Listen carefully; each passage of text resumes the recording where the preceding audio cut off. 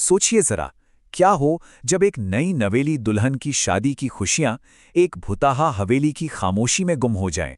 आज हम एक ऐसी ही दिल दहला देने वाली कहानी को समझने वाले हैं। तो चलिए शुरू करते हैं इस खौफनाक सफर को। कहानी की शुरुआत ही एक चेतावनी से होती है। मेघा के घर पर उसकी एक रिश्तेदार कहती है कि कच्ची हल्दी की जो महक होती है ना, वो दुल्हन को कमजोर कर देती है। अब सुनने में तो ये किसी पुराने अंधविश्वास जैसा लगता है ना? पर ये सिर्फ एक वहम नहीं था। ये तो आने वाले भयानक खतरे का सबसे पहला इशारा था। तो मेघा और साहिल की शादी हो चुकी है, जश्न का माहौल है और अपनी नई जिंदगी के सपने लिए दोनों निकल पड़ते हैं साहिल के पुश्तैनी गांव की तरफ। उन्हें क्या पता था कि ये सफ़र उन्हें किसी ऐसी जगह ले जाएगा जहां खुशियां नहीं बल्कि खौफ उनका इंतजार कर रहा था।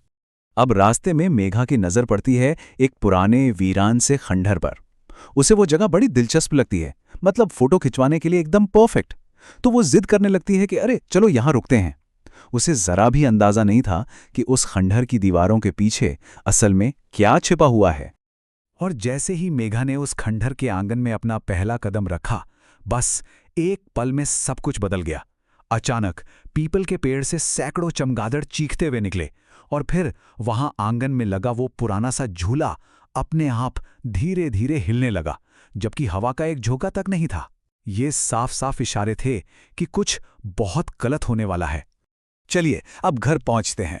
पूरा परिवार नई दुल्हन मेघा के स्वागत के लिए तैयार है। गृह प्रवेश की रस्म होनी है, लेकिन यहीं पर इसी रस्म में पहली बार ये एहसास होता है कि जो मेघा घर में कदम रखने वाली है वो मेघा नहीं है जिसे साहिल ब्याह कर लाया था। अच्छा, गृह प्रवेश की रस्म तो हम सब जानते ही हैं। नई दुल्हन को चावल से भरे कलश पर दाहिना पैर मार के चावल घर के अंदर बिखेरने होते हैं, मतलब घर में सुख समृद्धि आए। पर मेघा ने क्या किया? उसने जानबूझकर अपना बायां पैर आगे किया और कलश को ऐसे ठोकर मारी कि सारे चावल घर से बाहर बिखर गए। ये एक बहुत ही बड़ा अपशगुन था। साहिल की माँ मालिनी ये सब देखकर एकदम सन्न रह जाती हैं। उन्हें समझ आ जाता है कि ये कोई गलती नहीं है, ये जानबूझकर किया गया है। और फिर मेघा उनकी तरफ देखकर एक ऐसी अजीब सी रहस्यमयी सी मुस्कान देती है कि मालिनी का जो शक था ना, वो डर में, और डर यकीन में बदल जाता है। तो अब कहानी का फोकस मालिनी पर आ जाता है, क्योंकि घर में जो कुछ भी भयानक होने वाला था उसकी वो अकेली गवाह बनने वाली थीं, और उनका ये डर अब हर पल के साथ बढ़ने ही वाला था। एक रात साहिल घर पर नहीं था। मालिनी को मेघा के कमरे से, जो अंदर से बंद था, किसी के खिलखिलाने की आवाज आती है, जैसे वो किसी से बातें कर रही हो। अब मालिनी घबराकर दरवाजा खुलवाती हैं तो मेघा बड़े आराम से बाथरूम से निकलती है, जैसे कुछ हुआ ही नहीं। पर मालिनी को पता था, उन्होंने जो सुना था वो उनका वहम बिल्कुल नहीं था। लेकिन असली दहशत तो उस रात शुरू हुई जब साहिल शहर से बाहर था। अकेली मालिनी आधी रात को उन्हें गलियारे में एक परछाई दिखती है। कुछ देर बाद मेघा के कमरे से एक मर्द की आवाज आती है और फिर पागलों की तरह हंसने की आवाज। और तभी कोई मालिनी के दरवाजे को जोर जोर से पीटने लगता है। वो हिम्मत करके दरवाजे के छेद से झांकती हैं तो सामने मेघा का जर्द पीला चेहरा उन्हें घूर रहा होता है। और इससे भी ज्यादा डरावना, जब वो पीछे हटती हैं तो अपने ही कमरे के फर्श पर खूनी पैरों के निशान देखती हैं, जो बनते हैं और फिर गायब हो जाते हैं। अगले दिन साहिल घर लौटता है और अब कहानी एक ऐसे मोड़ पर आ जाती है जहां से एक और भी उलझावा और भी डरावना सच बाहर आने वाला था। अब यहां एक सवाल खड़ा होता है जो सुनने में ही नामुमकिन लगता है। क्या ऐसा हो सकता है कि एक ही इंसान एक ही समय पर दो अलग अलग जगहों पर मौजूद हो? बस यही वो पहेली थी जिसने साहिल और मालिनी दोनों के होश उड़ा दिए। देखिए मामला कितना उलझा हुआ है। एक तरफ मालिनी है जो कह रही हैं कि मेघा पूरी रात घर पर थी और उन्हें डरा रही थी, और दूसरी तरफ है साहिल जो कह रहा है कि नहीं, मेघा तो पूरी रात उसके साथ एक शादी में थी और सुबह सुबह 4 बजे अचानक वहां से गायब हो गईं। सबसे खौफनाक बात यह थी कि दोनों अपनी अपनी जगह बिल्कुल सच कह रहे थे। अब जब कोई रास्ता नहीं सोचता, जब लॉजिक काम करना बंद कर देता है, तो डर और लाचारी इंसान को कहां ले जाती है? वो उन्हें ले जाती है एक पहाड़ी वाले बाबा के पास। और बाबा जो बताते हैं उससे उनके पैरों तले जमीन खिसक जाती है। बाबा कहते हैं कि ये सब किसी इंसान का काम नहीं, ये एक जिन्न का साया है।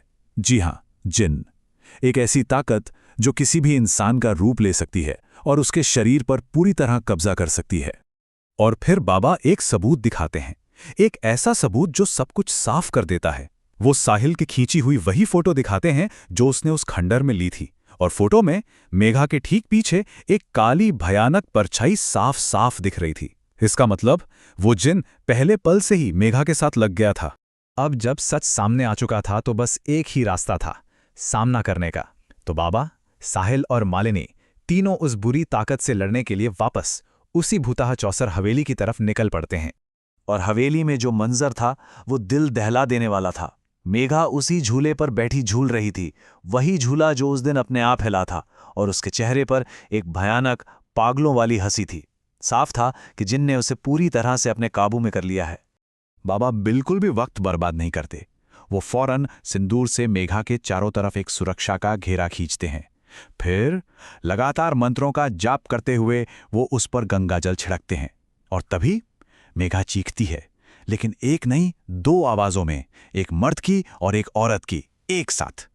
और फिर वो जिन उसके शरीर को छोड़कर भाग जाता है और मेघा बेहोश होकर वहीं गिर जाती है। तो मेघा को बचा लिया गया। कहानी यहां खत्म हो सकती थी, है ना? लेकिन नहीं, दहशत अभी खत्म नहीं हुई थी। एक आखिरी चेतावनी बाकी थी जो ये बताने वाली थी कि खतरा अभी टला नहीं है। बाबा मेघा के गले में एक तावीज बांधते हैं और कहते हैं कि अब ये महफूज है। पर साथ ही वो एक बहुत सख्त चेतावनी देते हैं कि आज के बाद इस गांव की कोई भी औरत भूलकर भी उस चौसर हवेली के पास भी नहीं फटकेगी। और कहानी खत्म होती है इस एक लाइन पर जो रोंगटे खड़े कर देती है। जैसे ही सब लोग हवेली से बाहर निकलते हैं, चौसर हवेली में लगा झूला एक बार फिर से अपने आप हिलने लगा था। तो इसका क्या मतलब समझें? क्या वो जिन अब भी वहीं है, किसी नए शिकार का इंतजार कर रहा है? ये सवाल उस हवेली की खामोशी में शायद हमेशा के लिए दफन हो गया।